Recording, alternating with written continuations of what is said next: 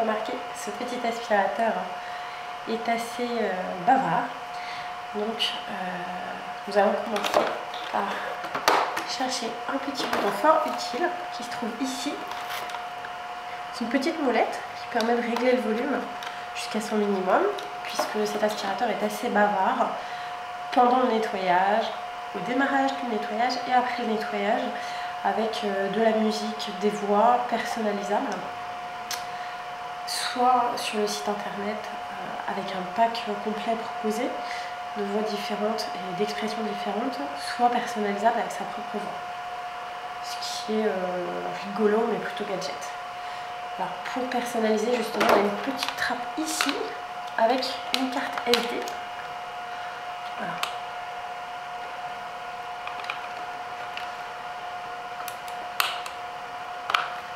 Alors voici son petit connecteur. Comme souvent sur les robots, c'est assez, la contenance est minime, c'est 0,4 litres, voilà, qui s'ouvre par ici. Ici on trouve le filtre qui s'encrasse très souvent, il faudra le nettoyer idéalement après chaque utilisation. Petit défaut, comme souvent sur les aspirateurs robots, le bac est ouvert à l'arrière. Il faudra faire attention de l'enlever en le tenant bien droit, afin de ne pas renverser ce qui a été ramassé. Voilà. Dessous, on trouve une brosse centrale, deux brosses latérales qui ont la particularité de tourner très rapidement. Et ici, une troisième petite roue placée sur une pièce qui tourne à 360 degrés. Voilà, et des roues placées sur des ressorts, comme on l'avait vu sur le Nito XV15.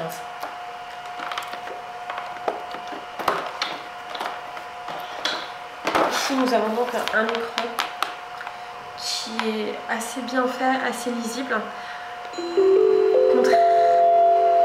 Contrairement au XV15, où nous avions apprécié que tous les menus soient explicites par ce qui est écrit, là nous avons affaire quand même à des icônes. Voilà, pour un cycle, plusieurs cycles, etc. 6 modes. Voilà. Il suffit d'apprendre à reconnaître les icônes, après c'est relativement simple. Autre particularité de ce D76, sa base. Sur sa base, nous trouvons un système de vidange qui ne peut pas se débrayer, qui fonctionne donc après chaque utilisation. Ce qui est assez intéressant ici, c'est que ce système de vidange peut être enlevé et devient un aspirateur à main cyclonique. Il est fourni avec plusieurs accessoires. Voici déjà le filtre, secondé par une mousse. Ici. Voilà le système cyclonique qui rappelle tout à fait ce que l'on peut trouver sur des aspirateurs sans sac. La contenance est bien plus importante évidemment que sur un robot. Et donc, ceci est fourni avec toute une manette d'accessoires qui permettent de le transformer en véritable aspirateur. Voici la manette.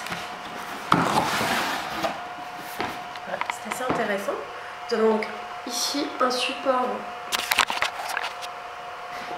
support pour transporter l'aspirateur à main qui est relativement lourd. D'ailleurs, une sangle afin de pouvoir le passer sur l'épaule. Et puis un flexible et tout un ensemble de brosses, de suceurs. Donc ce sera très pratique par exemple pour nettoyer les meubles, les canapés, les tissus, éventuellement les murs, les angles de mur. Bref, tout ce que le D76 ne pourra pas atteindre.